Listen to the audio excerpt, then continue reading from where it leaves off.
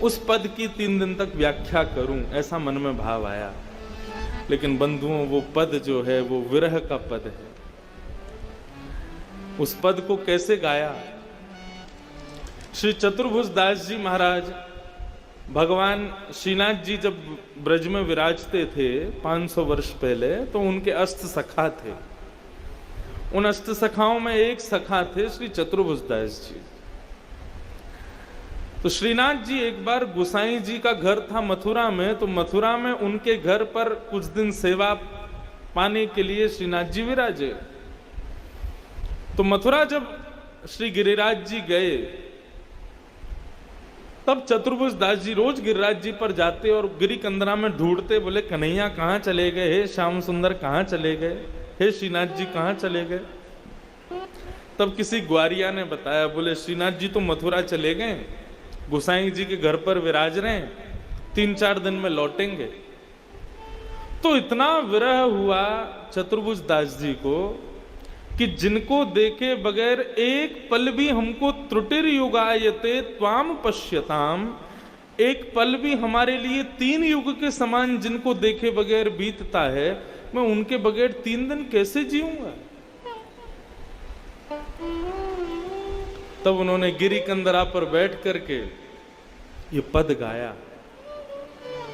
दर्शन को नैना तपे, वचन सुनन को मिलवे को हियरा तपे, हिय के जीवन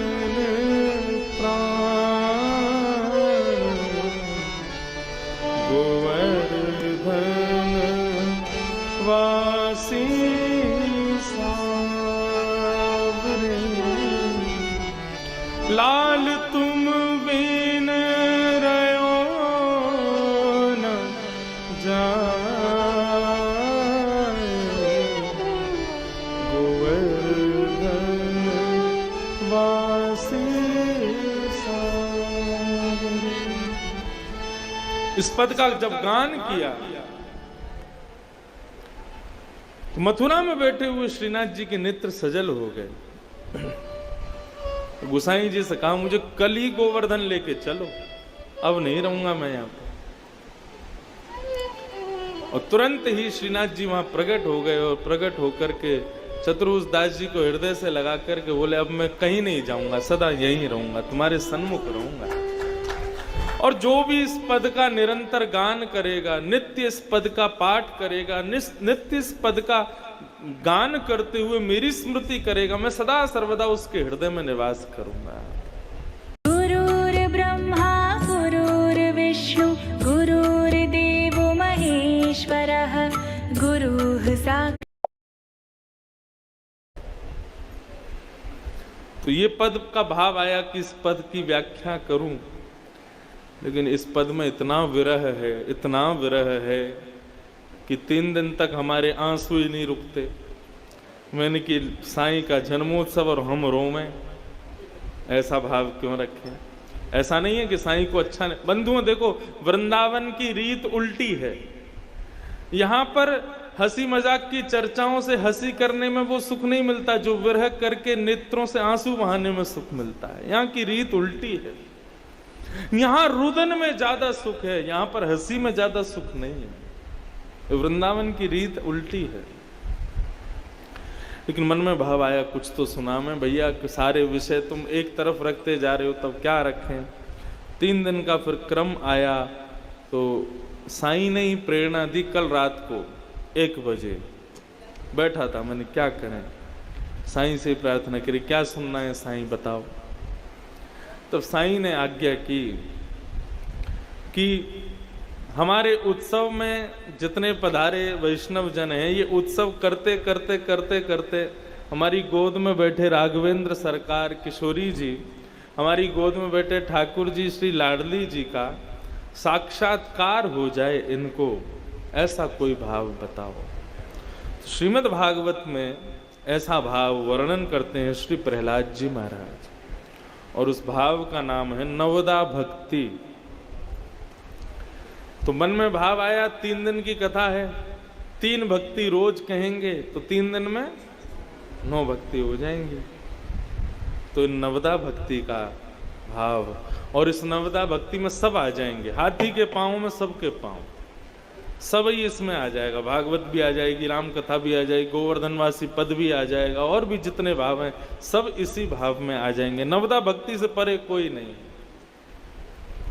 तो बंधुओं, हम लोग अब आगामी 3 दिनों में 9 सिद्धियां चढ़ने वाले हैं। कौन कौन सी 9 सिद्धियां हैं? ध्यान पूर्वक सुनिए। पिछली वर्ष क्या विषय था, किस किस को याद है? पिछली साल आए कौन कौन थे? हाथ ऊपर करना जरा। अरे बहुत कम लोग, 4 लोग तो नहीं थे, बहुत भीड़ थी यहां। तो परिकर बदल गया क्या सारा? पिछली साल वाले अब इस बार छुट्टी पे हैं? अच्छा, आगे आएंगे। हाँ, बट गया है। चलो, पिछली साल हमारा विषय था दशकम धर्म लक्षणम, धर्म के 10 लक्षण, और इस बार हमारा विषय है भक्ति की 9 सिद्धियां। पिछली साल हमने धर्म को जाना, धर्म किसे कहते हैं। जब धर्म का ज्ञान हो गया, अब भक्ति के मार्ग पर आगे चलेंगे। तो बंधुओं देखो, मैं एक अल्लड़ वक्ता हूं, अलमस्त वक्ता हूं, अपनी वाणी से कुछ भी कहता हूं। श्रीमद् भागवत में प्रहलाद जी महाराज ने 9 भक्ति बताई, लेकिन मैं अपनी मनोभाव से कहूं, किसी को विद्वान को कटाक्ष लगे तो ऐसा नहीं, मैं अपनी कोई विद्वत्ता नहीं बता रहा हूं, केवल अपने मन का भाव कह रहा हूं। 9 सिद्धियां चढ़ने के बाद ऐसा तो नहीं कि 9वीं सिद्धि पर ठाकुर जी खड़े मिलेंगे, ऐसा नहीं। 9 सिद्धियों के बाद में एक दरवाजा मिलेगा, और वो दरवाजे के पीछे ठाकुर जी बैठा। ठाकुर जी कुंज में बैठे हो, बढ़िया सिंहासन पर बैठे हो, ऐसा भाव हो ना, सिद्धि पर थोड़ी खड़े होंगे। तो 9 सिद्धियां तो 9 भक्ति हैं, और 10वां जो वो दरवाजा है वो क्या है? 9 सिद्धियां 9 भक्ति हैं, 10वां दरवाजा जो है वही है विरह। और जब वह विरह के पट खुलेंगे तब श्याम सुंदर दिखेंगे, तब श्याम सुंदर का दर्शन होगा। तो इन 10 भावों को हम सुनेंगे 3 दिन में, 9 भक्ति और 10वां विरह। समंजसत्वा विरहय कांक्षे। भगवान 9 भक्ति सबको दे देंगे, लेकिन विरह सबको नहीं देते। लेकिन ठाकुर जी को जिस पर कृपा करनी होती है, जिस पर ठाकुर जी एक साधारण कृपा करते हैं, उसको 9 भक्ति देते हैं। लेकिन जिस पर ठाकुर जी स्वयं को दे देते हैं, जिसको ठाकुर जी खुद को प्रदान करते हैं, उसको विरह प्रदान करते हैं। इसलिए इन 10 लक्षणों को हम सुनेंगे। ये 10 लक्षण क्या हैं, इनमें हमें कैसे आगे बढ़ना है, कैसे ठाकुर जी का अनुभव करना है। 3 दिन के बाद 4थे दिन जब साईं का दर्शन करो तो साईं की गोद में बैठे हुए रघुनाथ जी की 2 दतुइयां दिख जाएं, किशोरी जी के मुखमंडल पर एक कपोल पर सुंदर सी मुस्कान दिखाई दे जाए, तो समझना हमने साईं का उत्सव मनाया है। इनमें अनुभव का दर्शन हो तो समझना साईं ने कृपा की। तो नवदा भक्ति कौन कौन सी? हिरण्यकश्यप अपने पुत्र प्रहलाद को गोद में बैठाते हैं, और गोद में बैठा के कहते हैं, हे प्रहलाद, तुम रोज विद्यालय पढ़ने जाते हो, बताओ तुमने क्या सीखा? अपनी विद्या की कोई अच्छी बात बताओ। बंधुओं देखो, प्रहलाद जी महाराज अपने विद्यालय में पढ़ाई गई विद्या को श्रेष्ठ नहीं मानते थे। प्रहलाद जी महाराज जब अपनी मातृ गर्भ में थे, कयाधु के पेट में थे, तब श्री नारद जी महाराज ने आकर के उनको 7 दिन तक कथा सुनाई। तो नारद जी से जो उन्होंने अपने गर्भ में सुना, मातृ गर्भ में, उसी को ही अच्छी विद्या मानते थे। वो विद्यालय की विद्या को अच्छा नहीं मानते थे।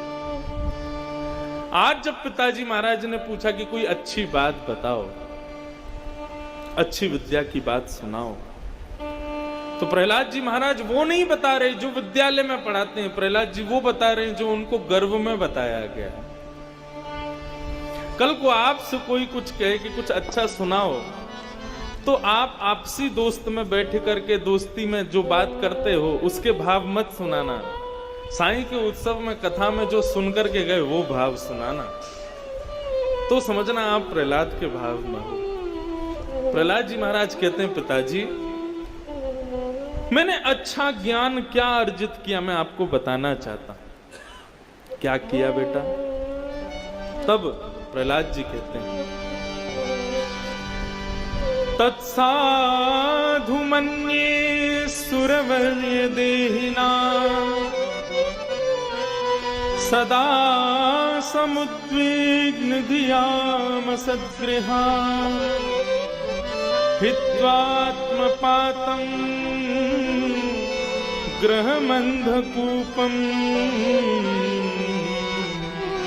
वनं गतो यत्तरिमाश्रयेत। पिताजी, संसार एक अंधा कुआं है और इस अंधे कुएं में हम सब गिरते जा रहे हैं, सब गिर रहे हैं। कौन नहीं गिर रहा है? हमारे घर के बाहर गली से यदि कोई अर्थी पर शव को लेकर के जा रहा होता है, उस शव को देख करके हम मनी मन विचार करते हैं, हे भगवान इसको सदगति प्रदान हो, हे भगवान इसको सदगति देना। Alicia, where do I find the best amenities in Dubai? Why'd you scare me like that? Of course in Sirens by Danube. Since you're here, come, let me show you. It's located in JVC, but forget about the JVC traffic here because you'll have your own access in and out of the district in just 2 minutes. But what about the amenities? Total amenity area is 120,000 square feet. That's like 2 standard FIFA football fields filled with pure lifestyle. Just imagine a massive infinity pool that is literally larger than an Olympic-sized one. A private water park for kids and a tropical serenity garden for your relaxation. And a true sports paradise. Courts for paddle, tennis, cricket, and football. These are exclusive residences where modern minimalism meets luxury. A double-height lobby and fully furnished apartments. Danube is all about trust and exceptional quality. Send us your details and our team will get back to you.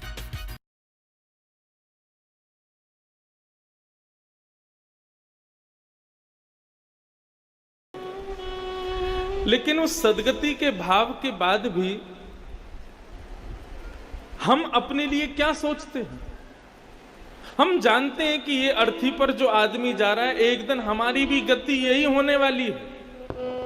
ये अपने साथ कुछ भी नहीं लेके गया, अपनी पत्नी को भी छोड़ गया, परिवार को भी छोड़ गया, बच्चों को भी छोड़ गया, धन को भी छोड़ गया, सबको छोड़ करके अकेला अर्थी पर जा रहा है।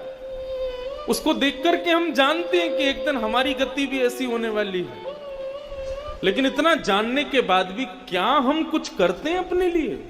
हम कुछ नहीं करते पिताजी। हम जानते हैं कि हमारी मृत्यु आने वाली है, लेकिन उस मृत्यु के लिए हमने क्या किया? कुछ नहीं किया।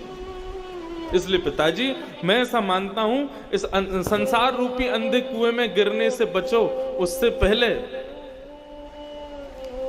वनम गतो, वन जाकर के, वृंदावन जाकर के, ठाकुर जी के निज धाम जाकर के अपने अंतिम मृत्यु को श्रेष्ठ बनाना चाहिए। अपने पिताजी से प्रहलाद जी कहते हैं। और तब नवदा भक्ति का वर्णन करते हैं श्री प्रहलाद जी महाराज। गिनिएगा, याद रखिएगा 9 भक्तियों को। श्रवणम कीर्तनम विष्णु, स्मरणं पाद सेवनम, अर्चनम वंदनम दास्यम, सख्य आत्म निवेदनम। ये 9 भक्ति। भैया इनमें से कोई एक मॉनिटर ऐसे घुमा दो तो एक आवाज आ जाए। ये वाला मॉनिटर भैया इधर घुमा दो। हाँ, इसमें आवाज आ रही है? ठीक। और इधर हमारी तरफ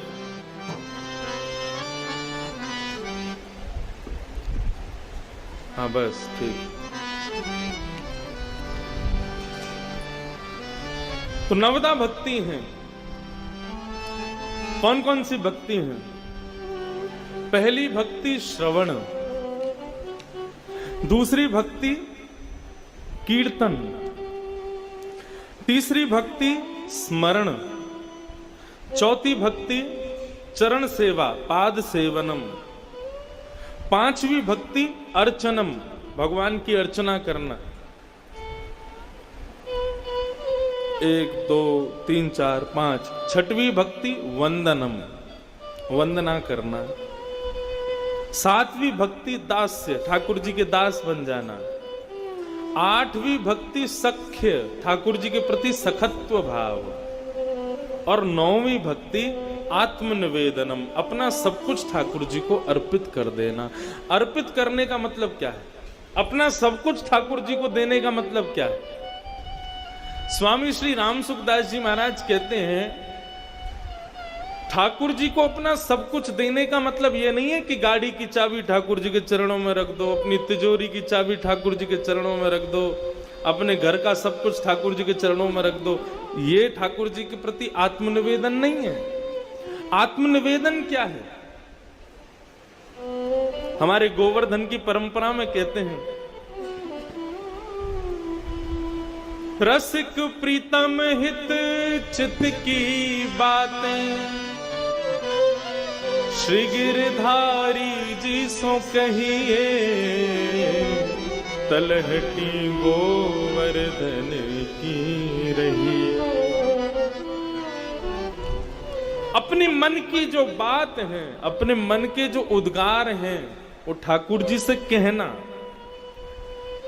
आपके साथ अच्छा हो रहा है, बुरा हो रहा है, सुखद हो रहा है, दुखद हो रहा है, जो कुछ भी हो रहा है, सब ठाकुर जी के सामने बैठ करके, जैसे आप अपनी माँ को बताते हो, पत्नी को बताते हो, बच्चों को बताते हो, मेरे साथ आज क्या हुआ, मेरे साथ आज ऐसा हुआ, वो सब पत्नी बच्चे माँ को ना बता करके कमरा बंद करके ठाकुर जी को बताओ। लाल जी आज पता है क्या हुआ, ऐसे करके बातें करो। ये आत्मनिवेदन ठाकुर जी को बहुत प्रिय है। मैं अपनी कथा में कहा करता हूं, जो लोग गोवर्धन जाओ, गिरिराज जी की परिक्रमा करो, दूध की धार लगाओ, सब करो, लेकिन जब परिक्रमा आदि से निवृत्त हो जाओ ना, तो गिरिराज जी के पास जाकर के रज में बैठ जाओ, एकांत में, किसी को मत लेके जाओ, और फिर रज में बैठ करके फिर गिरिराज जी से बातें करो। अपने आत्मनिवेदन, रसिक प्रीतम हित चित्त की बातें गिरधारी जी सो कहिए। ये नियम है गोवर्धन का। ठाकुर जी को अपने मन की बात बताओ, सुनाओ, उससे ठाकुर जी प्रसन्न होते हैं। रात की ड्यूटी थी, गेट पे खड़ा था जब अंदर से आवाज आई, कॉलोनी का एक साहब अपनी गाड़ी लेकर निकल रहा था। होते हैं, उससे ठाकुर जी आनंदित होते हैं, उससे ठाकुर जी को सुख मिलता है। तुम अपना मान करके सब कुछ कहो ठाकुर जी से, वो प्रसन्न होते हैं उस बात से। आत्मनिवेदन। तो ये 9 सोपान हैं, 9 सिद्धियां हैं। इन 9 सिद्धियों पर हम चलेंगे। तो प्रथम भक्ति कौन सी है? श्रवण, सुनना। जाने बिन न होए परतीति, बिन परतीत होत नहीं प्रीति। जब तक आप जानोगे नहीं, तब तक आपकी ठाकुर जी से प्रीति नहीं होगी। और प्रीति कैसे होगी? जब ठाकुर जी को सुन लोगे, जब ठाकुर जी को समझ लोगे, जब ठाकुर जी को पहचान लोगे, तभी उनसे प्रीति कर पाओगे। और उनको समझा कहां जा सकता है? किसी व्यक्ति को सीधे राधा रमण जी के चरणों में ले जाओगे, किसी व्यक्ति को सीधे बिहारी जी का दर्शन करा दोगे, राधा वल्लभ जी का दर्शन करा दोगे, उसके मन में भाव प्रकट नहीं होगा। लेकिन उस व्यक्ति को पहली बार कथा में लेके आओगे, कथा सुनवाओगे, श्री राधा रमण जी कौन है, बिहारी जी कौन है, राधा वल्लभ जी कौन है, ये पहचान उससे करवाओगे। उसके बाद जब राधा रमण जी का दर्शन कराओगे, तो जैसे ही जाएगा, जाकर के नेत्र सजल हो जाएंगे, आनंदित हो जाएगा। तो प्रथम भक्ति श्रवण भक्ति है, सुनो। और श्रीमद् भागवत में तो ऐसा वर्णन किया गया है, ऐसा कहा गया है कि सुनना नहीं है, ठाकुर जी ने कान रूपी 2 दोने दिए हैं हमको, ये श्रवण पुट दिए हैं हमको। आप लोग जब गुरुद्वारा जाते हैं तो गुरुद्वारा में जो प्रसाद मिलता है हलवा का और बढ़िया जो प्रसाद प्राप्त होता है, कई जगह तो हाथ में ही देते हैं, लेकिन कई जगह दोना भी देते हैं। तो दोना दे करके सबको बोलने वाले यहाँ से दोना लो, वहाँ से प्रसाद लो। तो दोना मिला है, इसका मतलब इस दोने को भरना है, इसमें प्रसाद लेना है, उसको पाना है। ऐसे ही ठाकुर जी ने जन्म से ही हमको 2 दोने दिए हैं, ये कान, ये 2 दोने दिए हैं।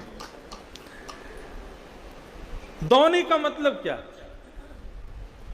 आप जो श्रवण करते हो, जो सुनते हो, वो वस्तु तो भीतर है, लेकिन ये बाहर का जो आकृति है, ये जो बाहर का जो ढांचा है दोना, ये ठाकुर जी ने क्यों दिया? इसको कहते हैं श्रवण पुट। क्या कहते हैं? श्रवण पुट। इनको कहते हैं श्रवण पुटेषु समृतम, श्रीमद् भागवत में वर्णन है। ये श्रवण पुट भगवान ने दिए हैं, श्रवण रूपी दोने भगवान ने दिए हैं। अब इस दोने में क्या भर के पियोगे? कोई इस पात्र में मद्य भर करके पी रहा है, कोई इस पात्र में साधारण वस्तु भर करके पी रहा है, लेकिन कोई इस पात्र में राम रस, कृष्ण रस, राधा रस, साईं रस, उनको भर करके पी रहा है। कोई इन कानों में संसारी चर्चाओं को सुनकर के आनंदित होता है, कोई इन कानों से संसार की फालतू बकवादों को सुनकर के आनंदित होता है। लेकिन इन कानों का सौभाग्य कब होगा? जब इन कानों से ठाकुर जी की सुंदर चर्चा सुनकर के इन कानों को तृप्त करो, उसमें सुंदर रस भर करके पियो। सुनो नहीं, कथा सुनने का विषय नहीं है, कथा पीने का विषय। कानों से पियो। सुनी हुई वस्तु की विस्मृति हो सकती है, लेकिन पी हुई वस्तु असर जरूर करती है। मदिरा का नाम सुनने से, शराब की नई नई ब्रांड हैं, उनके नाम सुनने से नशा नहीं होगा, पीने से नशा होगा। और यदि कोई बिना बताए भी पिला दे, आपको पता ना हो कि इसमें शराब है और आप उसको पी लो, तो पीते ही नशा हो जाएगा। सुनने से नशा नहीं होता है। ऐसे ही यहाँ जो कथा सुनने के लिए बैठे हैं, जो चर्चा सुनने के लिए बैठे हैं, जो भाव सुनने से आप पर कोई असर नहीं होगा। क्या करो? बोले ये कृष्ण नाम की मंगल गाथा है, इसको कानों में भर भर के पियो। पीने से क्या होगा? अपने आप झूम उठोगे, अपने आप आनंदित हो जाओगे, उसका असर अपने आप होने लगेगा आप पर। तो प्रथम भक्ति क्या है? श्रवण भक्ति। सुनो, जितना प्रेम से हो सके श्रवण करो। श्रवण भक्ति के आचार्य भक्तमाल में बताए गए श्री परीक्षित जी महाराज, श्रीमद् भागवत में श्री शुकाचार्य जी जिनको मंगल भाव सुनाते हैं, ऐसे परीक्षित जी को भगवान के श्रवण भक्ति के आचार्य बताए गए। कैसी श्रवण भक्ति है उनकी? श्रवण रसिक कहीं सुने ना परीक्षित से, जो पान हूं करत लागी कोटि गुण प्यासे। भक्तमाल जी में कहते हैं श्री नाभाजी महाराज, परीक्षित जी कैसे रसिक हैं सुनने के? बोले पान हूं करत लागी कोटि गुण प्यास है। पीते भी जा रहे हैं, लेकिन पीते पीते उनकी प्यास और ज्यादा बढ़ती जा रही है। ऐसे प्यासे हैं श्री परीक्षित जी महाराज। सुनने के प्रेमी बनो। अगर तुम अच्छे श्रोता बन पाओगे तो ठाकुर जी की कथा के कीर्तन के अच्छे वक्ता भी बन पाओगे। अगर हम अच्छे श्रोता नहीं बन पाए, अच्छे सुनकार नहीं बन पाए, तो अच्छे कथाकार कभी नहीं बन पाए, अच्छे कीर्तनकार कभी नहीं बन पाए। कथाकार का मतलब वही नहीं होता जो मंच पर बैठ के कथा करे। कई बार साधारण चर्चा सुनने वाले श्रोता भी अच्छी अच्छी बातें सुनाते हैं, अच्छी अच्छी चर्चाएं करते हैं, वो भी कथाकार है। कथाकार मतलब जो ठाकुर जी की कीर्ति का गान करे, वही कथाकार है। वो कोई भी कर सकता है। उसके लिए अच्छे श्रोता बनो। 4 प्रकार के श्रोता होते हैं, बहुत ध्यान से सुनिए सब लोग। बहुत आनंद से सुनिएगा। 4 प्रकार के श्रोता होते। कौन कौन से? चातक, हंस, सुक और मीन। ये 4 प्रकार के श्रोता होते हैं कथा के, ठाकुर जी की सुंदर चर्चा के 4 प्रकार के श्रोता। बहुत भाव से सुनिएगा। भगवान की कथा का प्रेमी का पहला लक्षण होता है चातक। चातक कैसा होता है? चातक एक पक्षी होता है, और इस चातक पक्षी की बोली कैसी होती है? ये जब सुबह सुबह कुहुकता है, जब बोलता है तो इसके मुख से स्वर निकलता है, प्यासा हूं, प्यासा हूं, प्यासा हूं, प्यासा हूं। मैं ये दिल के जख्म को देख कर कभी हंसता। ज्यादातर पहाड़ों पर ही सुनने को मिलती है इसकी वाणी। इस सुबह सुबह चिल्लाता है, प्यासा हूं, प्यासा हूं, प्यासा हूं। तो बाकी के सारे पक्षी इसको घेर करके बैठ जाते हैं, बोले क्या तू सुबह सुबह चिल्लाता रहता है, प्यासा हूं, प्यासा हूं, प्यासा हूं। अरे पानी पी ले, इतनी सारी नदियां बह रही हैं, पोखर तालाब भरे पड़े, कहीं जाके अपनी प्यास क्यों नहीं बुझाता? तो चातक पक्षी क्या कहता है, नदी मेरी प्यास नहीं बुझाएगी, ये तालाब मेरी प्यास नहीं बुझाएंगे, तो तेरी प्यास कैसे बुझेगी? तो चातक कहता है, जब काले काले बादल आएंगे और आकर के आपस में टकराएंगे और गरज करके जब वर्षा की पहली ऋतु को बहाएंगे, पहली बिंदु जब पृथ्वी पर गिरने वाली होगी, उसको चोंच में खोल करके जब मैं पीऊंगा तब मेरी प्यास बुझेगी। मैं उसका प्यासा हूं, मुझे उसकी प्यास है। मैं साधारण नदी, पोखर, तालाब के जल से अपनी प्यास नहीं बुझा सकता। ये चातक पक्षी का लक्षण होता है। ठाकुर जी की कथा का प्रेमी, संतों की चर्चा, साईं की चर्चा, रघुनाथ जी की चर्चा का प्रेमी चातक के जैसा होना चाहिए, श्रोता चातक के जैसा होना चाहिए। कैसे? कोई उसको कहे कि चल कमरे में बैठ करके हम तेरे को कोई बढ़िया जोक सुनाते हैं, या बढ़िया तेरे को कोई फिल्म दिखाते हैं, या बढ़िया कोई तेरे को कार्यक्रम दिखाते हैं जिससे तेरा मन ठीक हो जाए, कपिल शर्मा का शो दिखा देते हैं।